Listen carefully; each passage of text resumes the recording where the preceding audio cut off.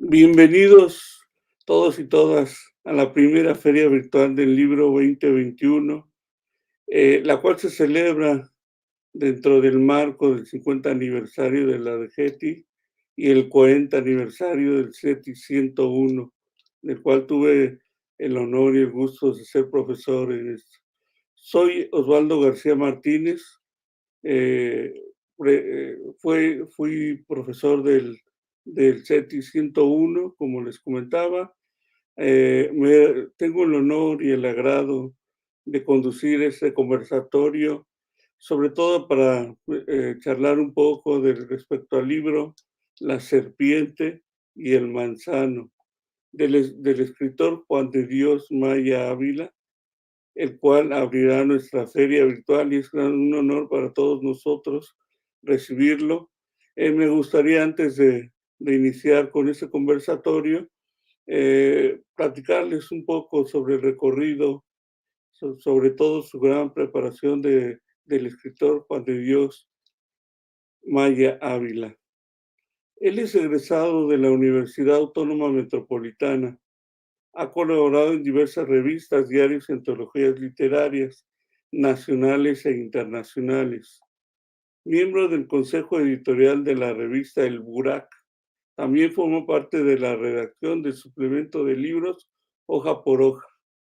Becario de la Fundación para las Letras Mexicanas, del Fondo Nacional para la Cultura y las Artes y del Programa de Estímulos a la Creación y Desarrollo Artístico. Ganó el concurso internacional del cuento Mito y Leyenda Andrés Enostroza en 2012 y el concurso latinoamericano de cuento Edmundo Valadez 2019. Ha publicado los libros La venganza de los aztecas, muy recomendables sobre todo, Mitos y profecías, traducido parcialmente por la Texas Internacional, Sodoma y Gomorra, Resistencia, editorial Resistencia 2018, El jorobado de Tepoztlán, Literatelia 2020, y nos presenta La serpiente y el manzano, que es de la editorial Paserios 2021. Ha editado y antologado los libros Érase un dios jorobado y Érase una bruja malinalco, ediciones periféricas Fonca 2021. En el año 2013 funda el concurso estatal Pensador Mexicano de Literatura Escrita por Niños y Jóvenes, ante concurso estatal de cuento y poesía para niños y jóvenes San Miguel Cañadas. Actualmente es titular de la columna de entrevistas Canaimera en la revista hispanoamericana El Camaleón y colaborador de RAP, revista de arte y boticario. Su obra ha sido traducida al inglés, eslovenio y otomí. Bienvenido, estimado escritor Juan de Dios Maya Ávila. ¿Cómo está? Primero que nada, le voy a decir que muy honrado de estar participando en esta feria virtual del libro. Agradecido con sus amables palabras, maestro Osvaldo. Agradeciendo también a los organizadores de esta feria virtual, en especial al maestro Jorge Muñiz, que tuvo a bien invitarme. Y bueno, contento en esta celebración del 40 aniversario del CETIS, sobre todo de ese gran estado que es Nuevo León. Muy bienvenido también, escritor Juan de Dios Maya Ávila. Sin más preámbulos, a mí me gustaría iniciar este conversatorio, pues, por lo primordial, ¿no? Que es, siempre se realiza un pequeño análisis respecto a la obra, la cual se presenta y agradecemos mucho, y que nos gustaría mucho que nos la comentara, nos narrara ese proceso creativo que le llevó a, a, a la escritura de este libro, de la serpiente, y no quiero decir mal el título porque siempre eso me comentan mis alumnos, ellos sí les gusta tener mucho la referencia concreta, ¿no? Sobre todo la referencia a cómo llega a construir este libro y cuáles son sus motivaciones y sobre todo para los jóvenes que están interesados en la lectura. Y me imagino que habrá muchos también por ahí interesados en la escritura, porque Nuevo León es un estado semillero de grandes escritores. He tenido la fortuna de conocer algunos de ellos, siempre con mucha calidad. Pues mire, maestro, atendiendo a su pregunta de cómo surgió la escritura de este libro, desde dónde surgió, he de confesarle que nació desde aquella, o motivado por aquel nocivo pero dulce sentimiento en el cual siempre caemos como trampa, que es el amor, ¿no? Este libro lo escribí como ninguno otro, enamorado, y es el resultado de esa, de transitar por ese difícil territorio ríspido, mieloso, venenoso, pero a la vez vivificador, que es el amor. Y como todo gran amor, de alguna manera hay un fin trágico en estos diálogos, y es así que comienzo la escritura de La serpiente y el manzano, principalmente como un diálogo amoroso, como un diálogo amoroso de los que hubo muchos ejemplos en la literatura antigua.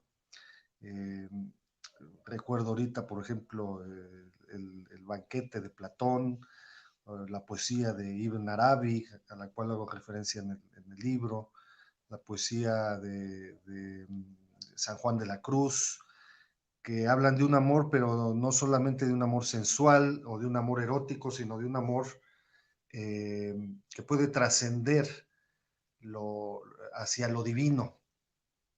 El amor como un vehículo hacia las esferas siderales, hacia lo cósmico, lo erótico como un camino hacia lo cósmico, que es un planteamiento que también muchos escritores del erotismo se han hecho, y que podemos revisarlo en la obra de muchos escritores que me anteceden, muchísimos escritores que me anteceden.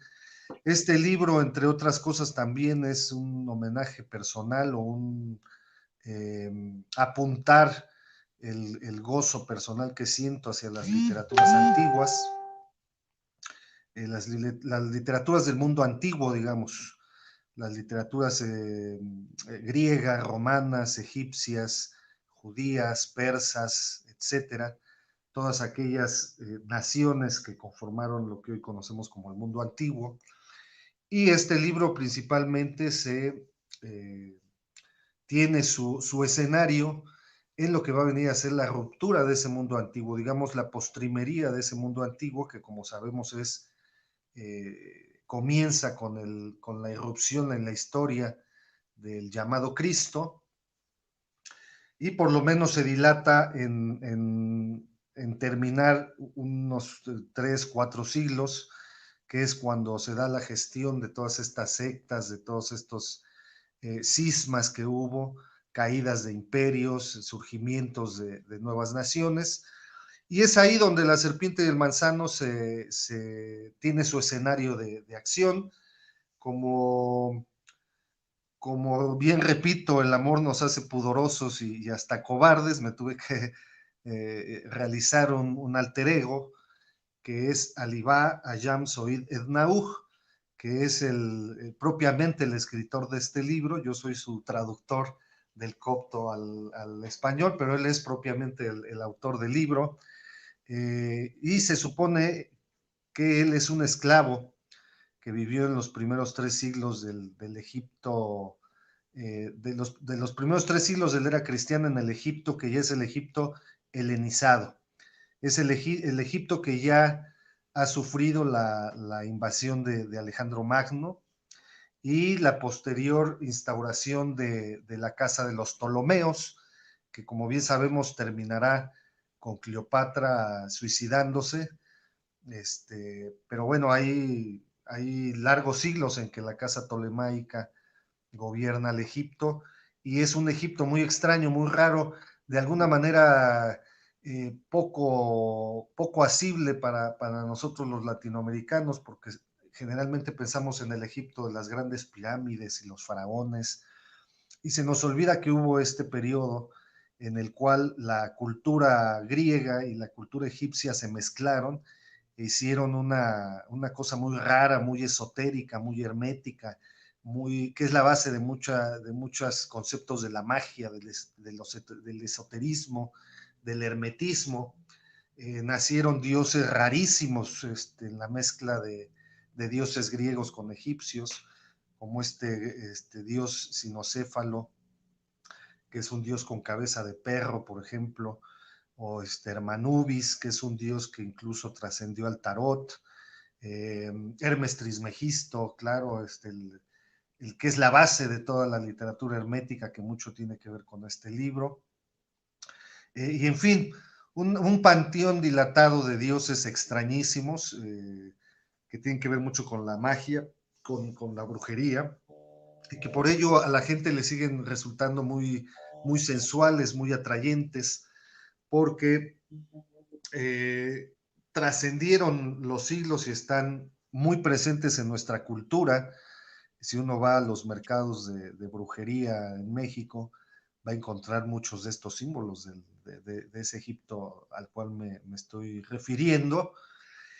Y bueno, esto me sirve a mí como para plantear el escenario y el tono que va a tener la novela, que como les repito, comienza con un breve ensayo mío, como haciendo la introducción a la obra de Alibá Ayam.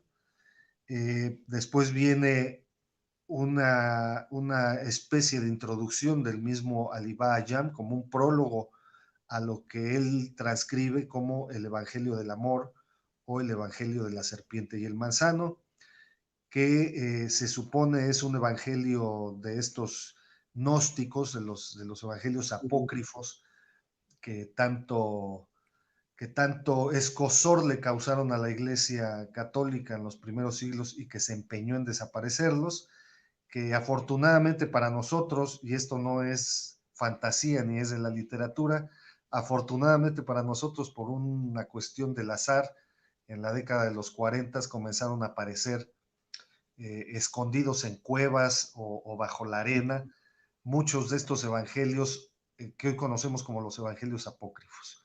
Entonces se supone que la serpiente y el manzano es uno de estos evangelios apócrifos que se distingue de los demás por ser escrito directamente por el Espíritu Santo en la forma de la serpiente.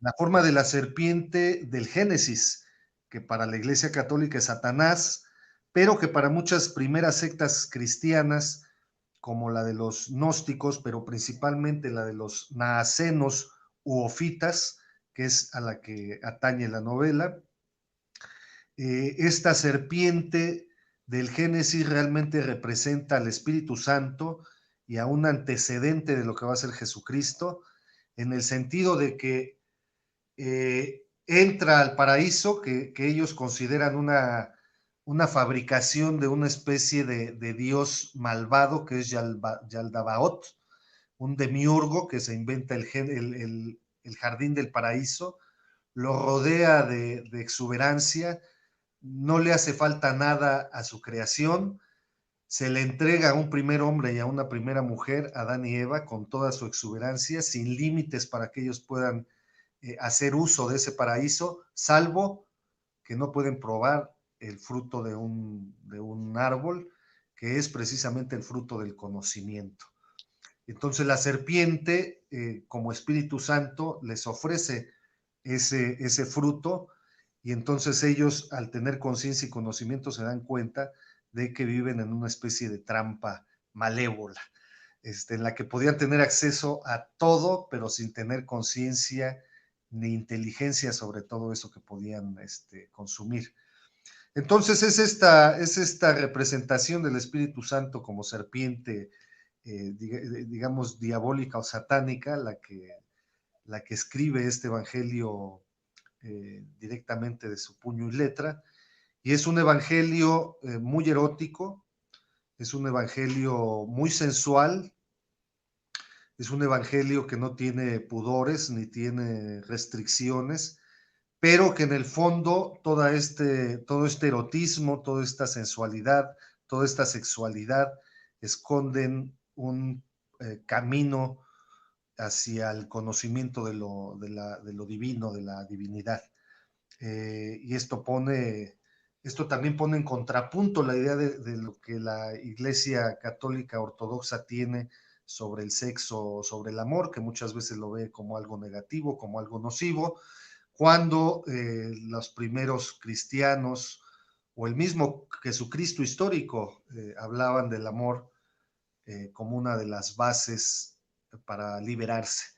Entonces, maestro, en términos generales, la serpiente y el manzano es un canto de amor para librarse.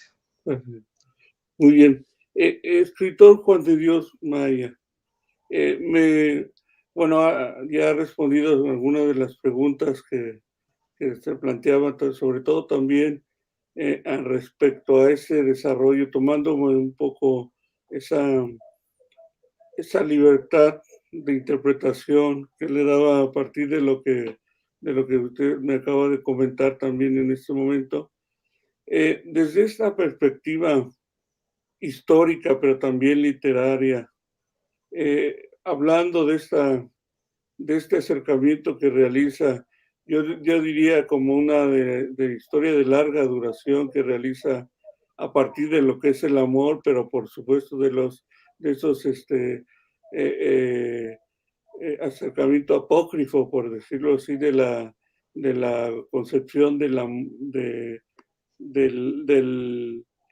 amor virtuoso, pero también hasta por un lado limitado por toda esa concepción histórica que se da. Mi pregunta va en el sentido de esta larga duración braudeliana.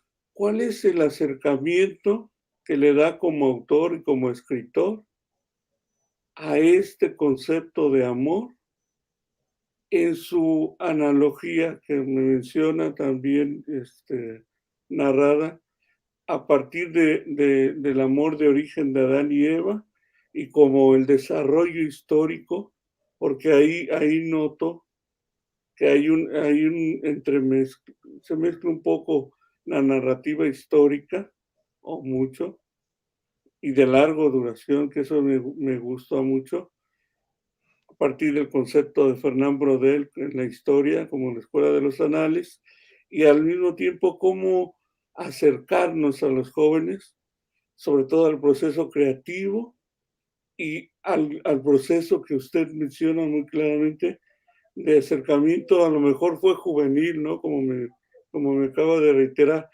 de ese amor que es parte de ahí, ¿no?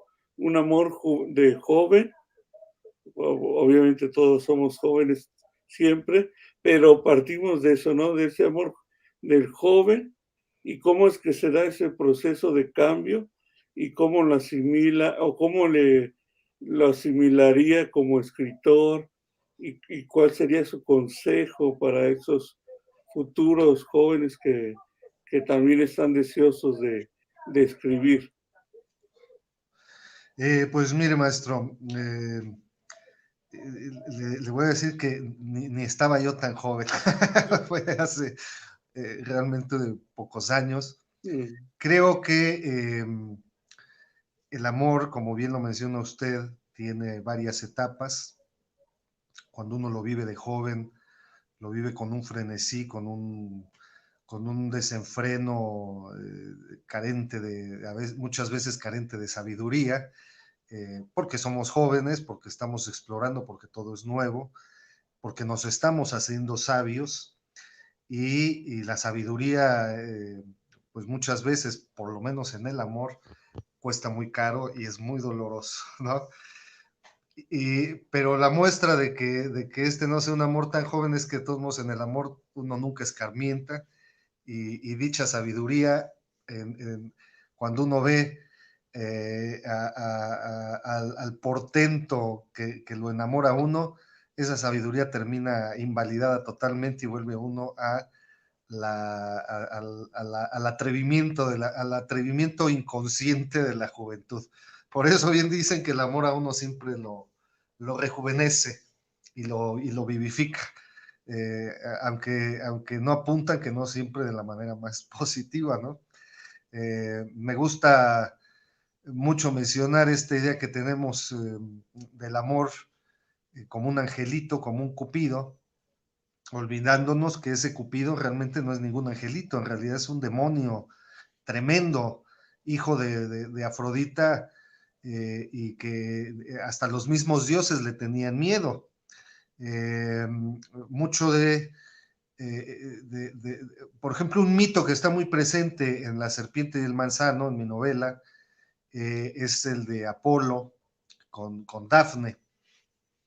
Este mito, como bien sabemos, un día llega Apolo al Olimpo, muy contento porque acaba de flechar a la hidra y le acaba de ganar, y presumiendo de que sus flechas son las más certeras de entre todos los dioses.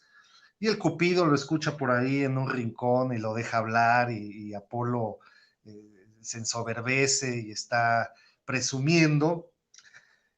Y de pronto Cupido le dice, mira, a mí tus flechas no pueden nada contra las mías. Tú podrás matar a la hidra y lo que quieras, pero tus flechas no tienen nada que ver con las mías. Y Apolo le dice, uy, no, no te creo, yo acabo de matar a la hidra que nadie podía con ella. ¿Qué me pueden hacer tus flechas? Y Cupido, ni tardo ni perezoso, le suelta una certera al corazón. Y en ese momento Apolo mira hacia el mundo, y el primer ser que mira desde el cielo en el mundo es a Dafne. Y cae rendido de amor, y ahí está la venganza de Cupido, porque además el amor siempre es una situación que se viste con la capa de la imposibilidad, siempre tiene ese dejo de que el grande amor va a ser siempre imposible o siempre terminará en tragedia.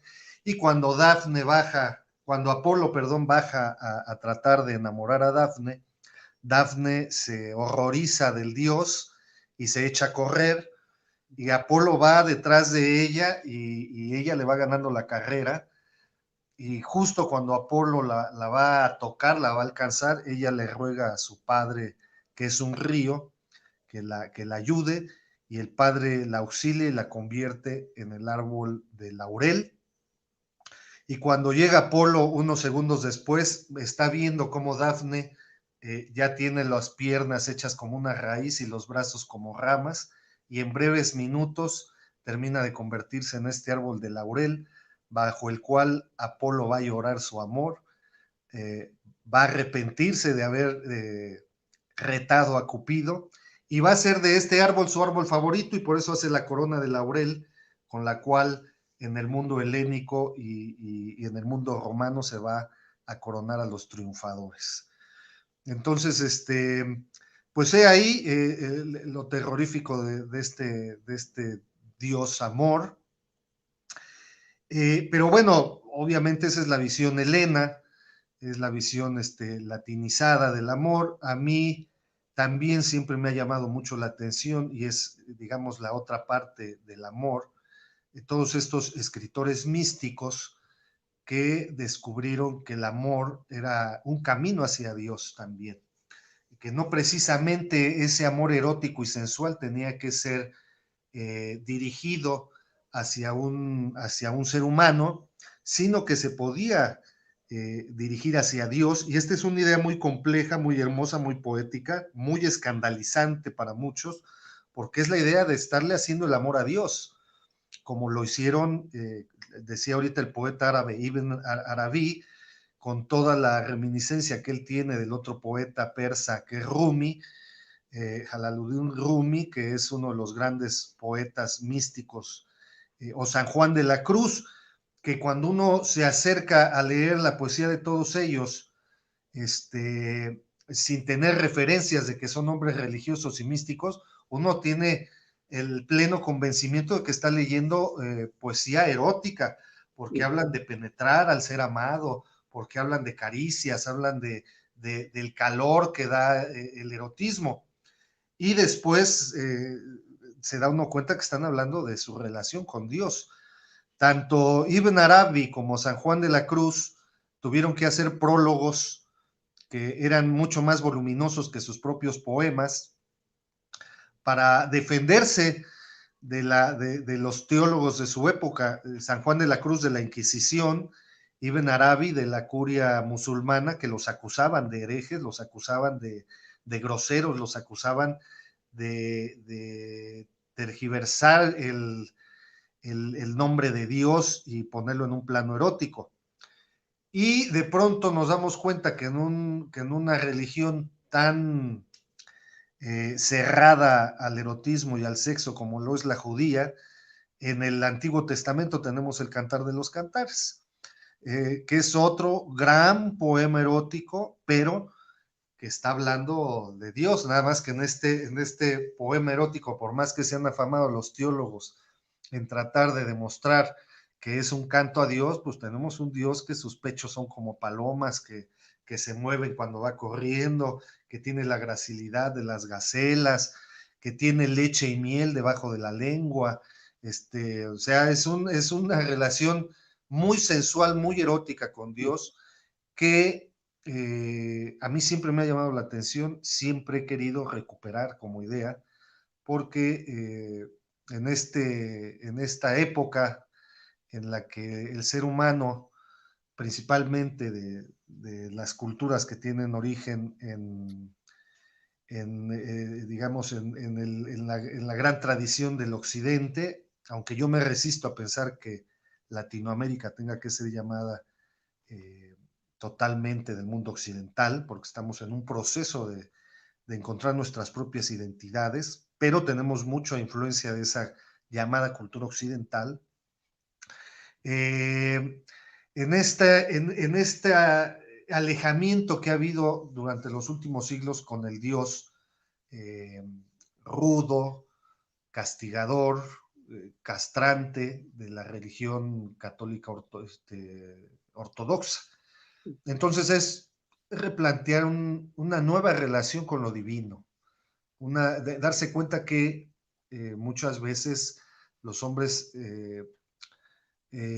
manosean tanto las palabras o las ideas místicas que las terminan convirtiendo en religión, y la religión es como el paraíso del demiurgo Yaldabaoth.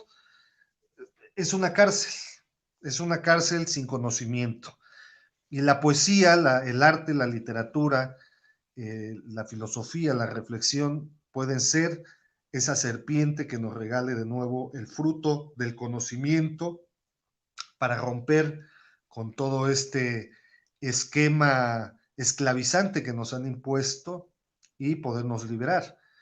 Y este es digamos, la gran premisa del libro, y es la que usted, que me mencionaba a jóvenes con el afán de la escritura, que me parece que es lo que les resultaría muy atrayente a ellos, en especial a ellos, que es la liberación por medio del arte, de la escritura en este caso.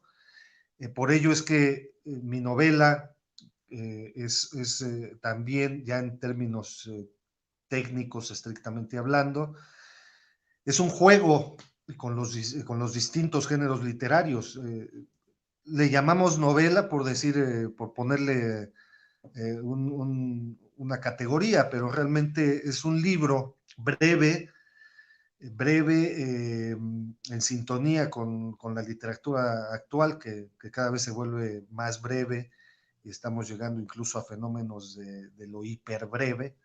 Entonces, es una novela breve, fragmentaria, también en consonancia con las nuevas literaturas, que juega con el ensayo, juega con el cuento, juega con la novela y juega con la poesía. Incluso juega con estos textos que ya han caído en desuso, que son los textos teológicos. La teología como un género literario también.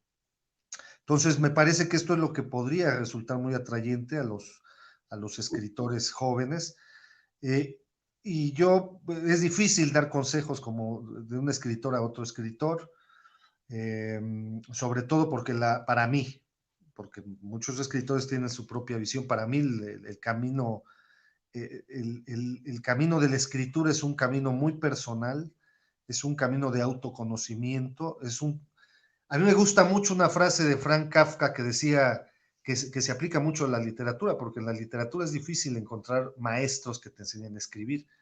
Entonces él decía, cuando no se ven maestros a la vista, uno tiene que hacerse maestro y alumno al mismo tiempo. Y creo que eso es lo que aplica para el proceso de la escritura. Si bien uno debe siempre estar leyendo, porque realmente los maestros están en nuestros abuelos y padres escritores, en nuestros antecesores, uno siempre debe estar leyendo y en esa lectura va uno mismo recreando o haciendo germinar un deseo propio de escritura y entonces paralelo a la lectura comienza uno a escribir y es en ese ejercicio de la escritura donde uno comienza a hacerse maestro y alumno porque uno va abriendo su propio camino. Todos los manuales, todas las escuelas de escritura de pronto pueden ser un despropósito, no son la clave para poder ser un escritor profesional, digamos.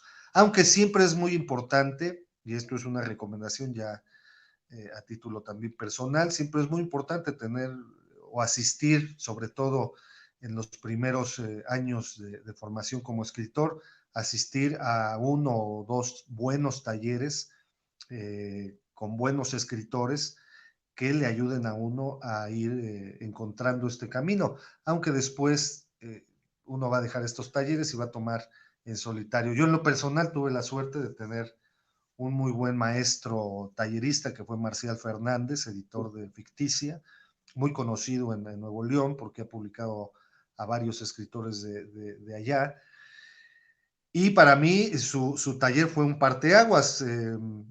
Ahí con él y anteriormente también en la UAM, que es donde yo estudié, en la Universidad Autónoma Metropolitana, tuve la oportunidad de tener mi taller de escritura con el escritor Héctor Majarres. Entonces sí es muy importante que, que, que se formen, digamos, en estos talleres que no son propiamente escuelas, sino que puedan convivir con escritores de su edad y entre ellos hacer crítica y entender, pero siempre con la conciencia y la noción de que la escritura es un camino individual de creación. Por eso yo decía que de pronto ciertas escuelas de escritores eh, no resultan tan funcionales porque ahí sí hay un profesor que indica cómo escribir Mm. y no es tanto un tallereo. Espero haber respondido correctamente. No, no, no, muy bien. Escritor Juan de Dios Maya Ávila. Aquí quisiera un poco retomar la inquietud que tienen siempre los jóvenes a la hora de conocer a los escritores, de participar directamente con el escritor respecto a qué le, como antecedente de su escritura, qué le gusta leer al escritor Juan de Dios Maya Ávila. Bueno, antes que nada voy a hacer aquí un pequeño comentario acerca de la novela en cuanto a su Oh, relación con los muy, jóvenes lectores. muy, Va mucho en consonancia con lo que me dice. Creo que es una novela que es muy amable con los lectores jóvenes, con los lectores adolescentes y jóvenes. Uno, porque tiene pues, esta parte erótica que cuando uno es joven pues, está despuntando en todo ello de manera muy, muy frenética y muy sensual, pero también porque pues tiene todo esta cuestión de fantasía, esta cuestión de jugar con la historia desde un lugar no tan duro como la historia, sino más amable como la fantasía. muy, Es un juego arqueológico, es un juego que creo que puede resultar muy atractivo para los jóvenes lectores. Digo esto porque nuestra mayoría de audiencia ahorita son jóvenes, no tanto para autopromocionarme, para que la adquieran. Si la adquieren, van a ayudar a este pobre escritor mucho. Y bueno, perdón, con respecto a qué lecturas, le voy a decir que también en un camino personal como escritor, eh, no puedo decir que tenga yo propiamente escritores que sean fundamentales. Bueno, sí, en el sentido de que a muchos de ellos uno vuelve a veces con gozo, pero hay muchos de ellos que funcionaron en la juventud y cuando uno vuelve a ellos ya más adulto ya no funcionan igual. Yo siempre he recomendado un caso en particular de un mexicano que me parece que es extraordinario para iniciar a los jóvenes en la lectura, que es el maestro José Agustín. Me parece que es uno de los pilares, por eso yo creo que es uno de los pilares de la literatura mexicana, porque es un gran iniciador de lectores entre la juventud, principalmente porque pues, los temas que toca, el lenguaje que utiliza. Entonces yo recomiendo mucho a jóvenes que están, jóvenes escritores y jóvenes lectores, acercarse a novelas como El final en el paraíso, La tumba, De perfil, esa pequeña autobiografía deliciosa que tiene el maestro que se llama El rock de la cárcel. Pero, por ejemplo, José Agustín es un ejemplo de que cuando uno quiere volver a él, digamos ya en los 30, los 40, ya no funciona igual porque es un joven. José Agustín es un eterno joven. Entonces, de pronto ya cuando lo quiere uno retomar, no funciona de la misma manera. Así pasa, por ejemplo, con un autor que es más bien viejo, pero que a los jóvenes también, bueno, no a los jóvenes, sino, digamos, ya en esa transición entre el joven y el adulto, le es muy, especialmente muy atractivo a los jóvenes escritores, sobre todo, que es este Borges. Borges lo comienza uno a leer, si lo comienza uno a leer joven no entiende nada y dice uno, este Borges es un payaso. Después con los años retoma uno a Borges y uno dice, este Borges es un genio. Y luego comienza uno a escribir y comienza uno a escribir como Borges y entonces dice uno, este Borges, ¿de qué manera tan horrenda me ha afectado? Y trata uno de olvidar a Borges. Eso sucede también con otros escritores. Y habrá algunos que a los que podamos volver y volver y volver y no se gastan ni terminan siendo después un lastre, o aunque para muchos tal vez sí. En mi caso, yo puedo volver a Juan Rulfo desde que era yo joven hasta la actualidad y me sigue sorprendiendo el maestro Rulfo, me sigue llenando de luces, porque su obra es interminable. No sé qué tanto recomendar a Rulfo ahora para los jóvenes. Creo que también funciona bien, sus cuentos funcionan bien para los jóvenes en este mundo de fantasía. Sucede con Rulfo, por ejemplo, que cuando uno lo lee de joven se queda en la pátina de la fantasía, de una especie de fabulador de leyendas mexicanas, con sus fantasmas, esto que nos gusta tanto a los mexicanos de la muerte, las ánimas, pero después, cuando uno lo retoma ya a cierta edad, se da uno cuenta que era mucho más profundo que todo eso. Y no digo que Borges o José Agustino tengan esa profundidad, pero ellos son como para ciertas etapas. Juan Rulfo, por ejemplo, es para siempre, ¿no? Y así, digamos, son los ejemplos, abundaría yo en muchos ejemplos. Creo que es bueno como decía otro gran escritor que a mí me gusta mucho, que es mucho para jóvenes, que es Jack Kerouac, de los beatniks norteamericanos. Es un autor que me encanta desde joven, al cual de pronto vuelvo y sigo encontrándole cosas muy interesantes. Y él tenía una frase que a mí me gusta mucho, que es yo soy de esos hombres que no me cierro a ningún signo, ¿no? Y creo que esa es una buena recomendación para los jóvenes escritores y los jóvenes lectores, no cerrarse a ningún signo.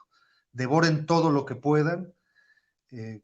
Cuando una obra a las 10 páginas los aburra, tírenla, déjenla a un lado, no la tiren, déjenla a un lado para años posteriores retomarla y sigan con el libro que los atrape desde un principio y terminen devorándolo. Y no tiene que ser precisamente contemporáneo, porque a veces pensamos que los escritores contemporáneos son los que más van a resultar fascinantes para los jóvenes, y no es así. Entre los autores de la literatura clásica, de la literatura antigua, hay muchísimos que a los jóvenes les atraen mucho, los hacen ruborizar.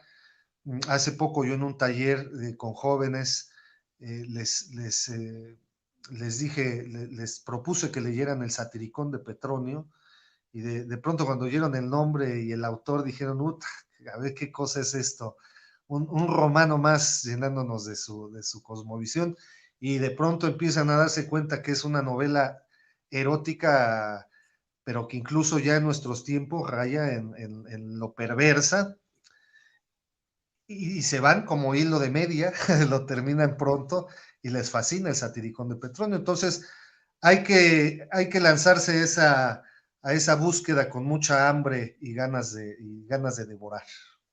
Excelente, yo creo que ha tocado los puntos esenciales de lo que, como acaba de comentar, y sobre todo ese proceso de madurez, ¿no? Que nos lleva a visualizar desde jóvenes ciertas lecturas, se da el crecimiento físico, pero sobre todo personal, y ya vamos adquiriendo otro tipo de lecturas, pero como bien comenta, nunca está de más volver a las lecturas previas.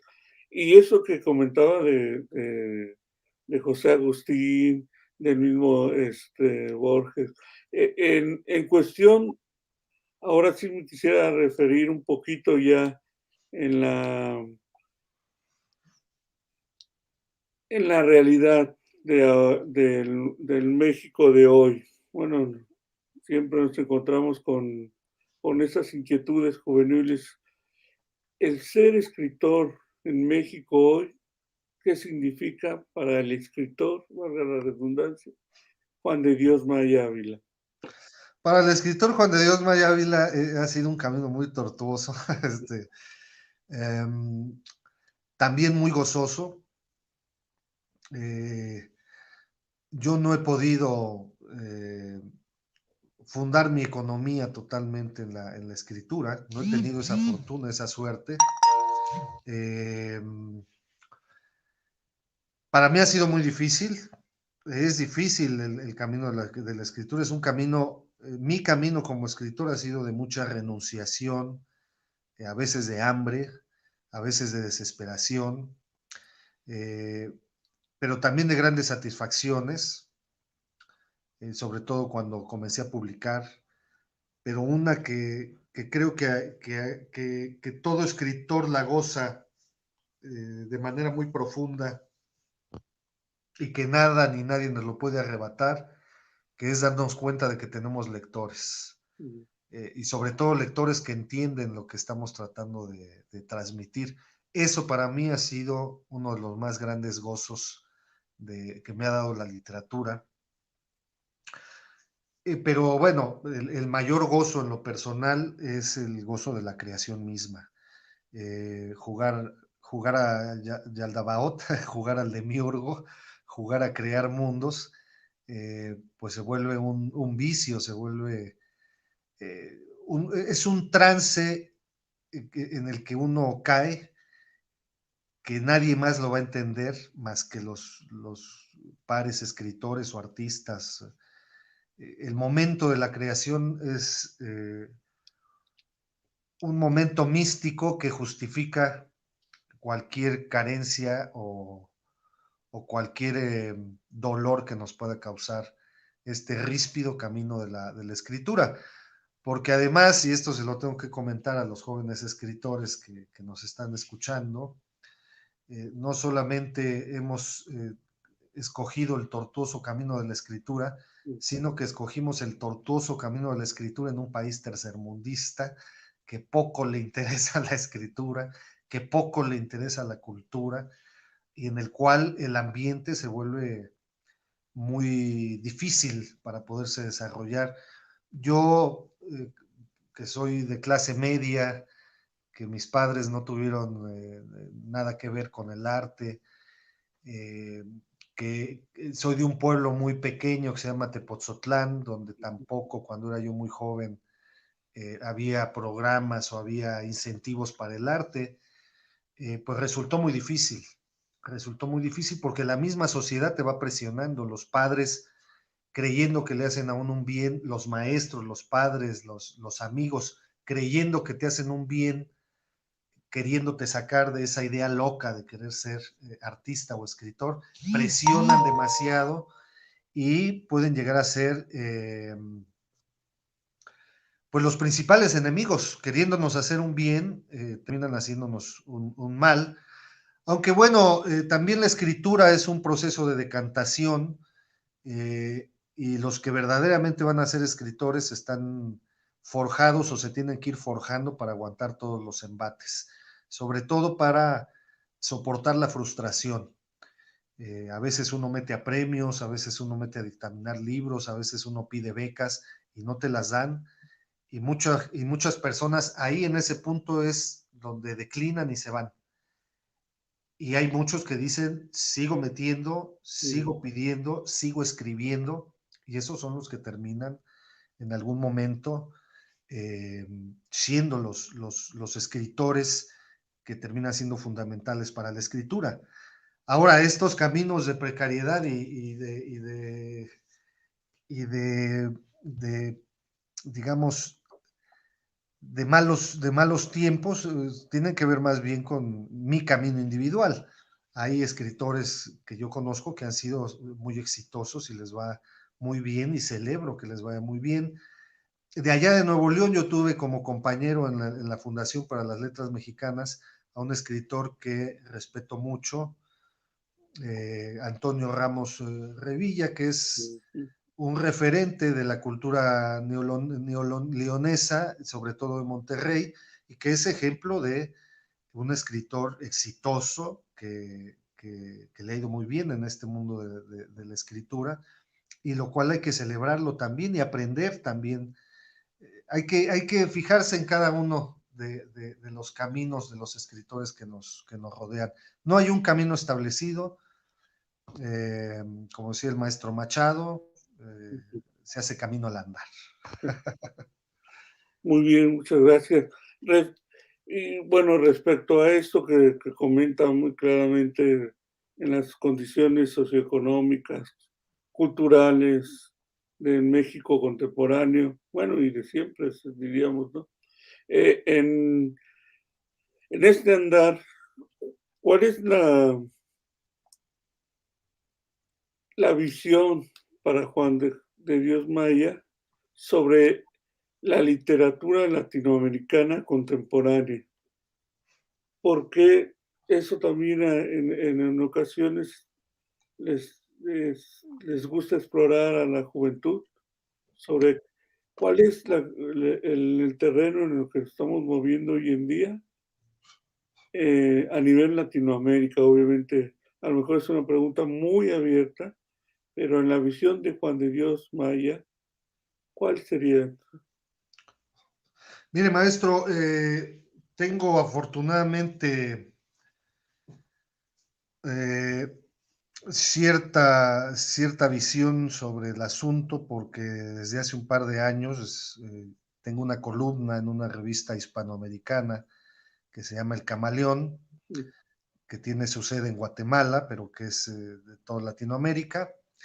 Y tengo la fortuna de llevar ahí una columna que se llama La Canaimera, en honor a la canaima del maestro Gallegos, donde hago entrevistas a jóvenes escritores, tanto de espíritu como de edad, de Latinoamérica. Actualmente casi hemos entrevistado a países de todos los países latinoamericanos. Y mi visión es que Latinoamérica desde hace muchas décadas tiene un gran talento, tiene digamos que está ya, si bien en vías de continuar una tradición, ya hay una tradición bien establecida, que ha permitido que prácticamente en todo el continente, de manera continua, no deje de existir escritores de gran valía. En ese sentido, la literatura latinoamericana goza de una muy buena salud porque en cada país tienen a jóvenes escritores muy valiosos. Y yo me he encontrado con escritores de muy corta edad que tienen una obra impresionante, muy meritoria y escandalosamente buena. Sin embargo, tenemos ciertos vicios terribles que como taras nos van carcomiendo. Uno de ellos, que es creo que uno que es fundamental, es tener la vista puesta en Europa, sobre todo en España, querer llegar a España y publicar en España. Y es muy lógica esta visión en tanto que los aparatos editoriales españoles tienen comido a Latinoamérica. Los grandes consorcios comerciales editoriales son españoles y devoraron a las pequeñas editoriales locales o a las grandes editoriales locales que ya tenían un gran prestigio. En México, por ejemplo, Joaquín Mortiz y varias, que ya fueron devoradas por el mundo editorial hispánico. Entonces, eso hace que el escritor latinoamericano quiera ir a España, porque además sucede algo muy tremendo y horrible en Latinoamérica, que un escritor puede publicar 10 libros en su país y nadie lo lee. Pero el día que lo publicaron en España y alguien sacó una notita en El País o en algún periódico español, entonces ya en su país dicen, ay, nuestro escritor, vamos a leerlo. Y es terrible, es tremendo. Entonces está este eurocentrismo que también nos afecta en el acto creativo, porque a veces estamos pensando en escribir para agradar a los lectores españoles, sobre todo a los lectores editoriales. Y eso de pronto hace que dejemos de experimentar y lo que ha hecho más interesante y más valiosa a la literatura latinoamericana desde principios del siglo XX es esta experimentación, este nuevo uso que le hemos dado al castellano, mezclándolo con nuestros propios idiolectos. Sí.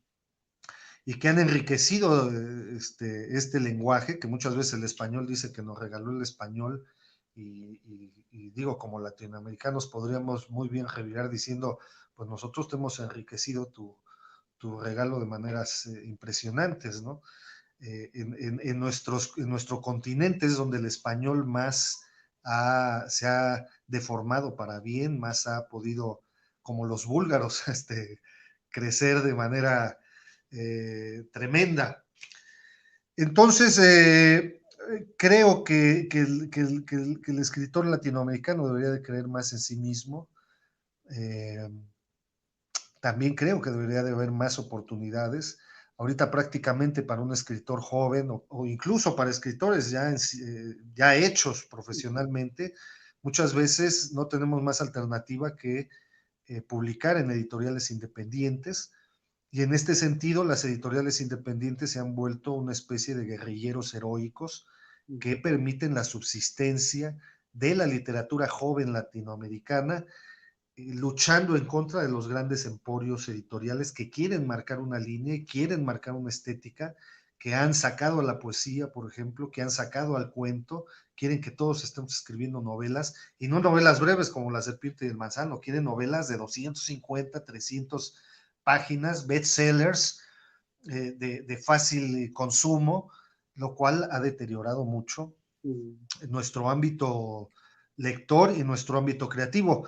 Pero como le digo, la buena noticia es que en Latinoamérica siempre hay guerrilleros de la escritura y de la edición que en sus países están trabajando de manera continua y con mucha valentía y con una obra muy meritoria y a la que hay que acercarnos. Y también es eso, creo que una de las cosas que ha ido en detrimento de la literatura latinoamericana es que en este afán de voltear hacia España hemos perdido el diálogo interno entre los países latinoamericanos, que en algún momento se logró y se ha perdido mucho.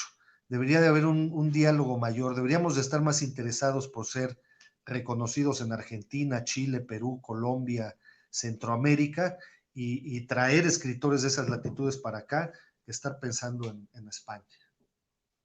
Muy, muy interesante, y creo que ha sido uno de los puntos, bueno, varios de los puntos nodales, sobre todo en este conversatorio, mencionando sobre la realidad en México, latinoamericana, y sobre ese contraste y creo que ha sido muy claro el escritor Juan de Dios Maya Ávila respecto a ese eurocentrismo tan patente que se ve, ¿no? Bueno, para cerrar, una de las preguntas que también considero que son esenciales respecto al escritor como tal y en México. En México, hablaba usted ya lamentablemente que se tiene que recurrir mucho a la editorial independiente para poder tener un espacio, una apertura. Esas editoriales independientes se están consolidando o todavía hablamos de una marginación, por decirlo así. Hay una marginación muy grande, porque estoy hablando del eurocentrismo, porque Europa nos legó este sentido del centralismo, de querer que una cabeza acumule todo el poder. Y esa es una de las herencias más pútridas que nos dejaron. Y ustedes lo deben de saber muy bien, porque siempre están en eterna lucha con esa que en el siglo XIX los intelectuales decimonónicos mexicanos llamaron la gran madrastra, que es la Ciudad de México. En México hay un centralismo terrible que, digo, hay más museos en la delegación Cuauhtémoc que en muchos de los estados del país. Es tan terrible el centralismo de la Ciudad de México que es centralista con ella misma. Todo se centra en la delegación Cuauhtémoc, Coyoacán, Benito Juárez, incluso una delegación tan grande como Iztapalapa o la Gustavo Madero quedan en la marginalidad. No hay editoriales, no hay librerías, no hay museos ahí, o hay muy pocos. Entonces, sí, hay una gran marginalidad para las editoriales independientes. Hay una lucha heroica de muchas de estas editoriales en Guadalajara, en Monterrey, en Puebla, por hacerse visibles y por terminar con este maldito centralismo que se tiene, que a mí me ha tocado verlo de cerca. Las librerías en la Ciudad de México les dan un trato leonino, humillante a las editoriales independientes de provincia. Les piden como requisitos prácticamente una bula papal y se quedan con casi el 80% de las pocas pingües ganancias que pueda tener una editorial de provincia. Sin embargo, creo que están subsistiendo heroicamente y que han sido la plataforma para poder hacer visibles a muchos de los escritores locales, para ayudarlos a sacar su obra. Y como muchos de estos escritores locales tienen una notoria calidad de escritura, hay una simbiosis muy hermosa, porque entonces hacen visible a la editorial. Y creo que eso es lo que ha ayudado a que cada vez sea más visible, y creo que cada vez lo debe de ser más. Cada vez debemos pugnar porque la Ciudad de México deje de ser este gran pulpo de tentáculos tremendos que quiera absorber y controlar todas las cosas. Pero creo que un punto nodal para esta situación es fomentar y fortalecer el mercado local y el diálogo entre estados, lo mismo que con Latinoamérica. así como los países latinoamericanos deberían de dialogar entre ellos para acabar un poco con el centralismo de España, creo que los estados deberían de dejar eh, esto que ha sido muy nocivo para los estados, que es la capa de señores feudales de sus localidades, quitarse esa capa feudal y comenzar a buscar el diálogo con los otros estados para fomentar un mercado que fortalezca estas editoriales de provincia y cada vez irle restando más poder a la Ciudad de México.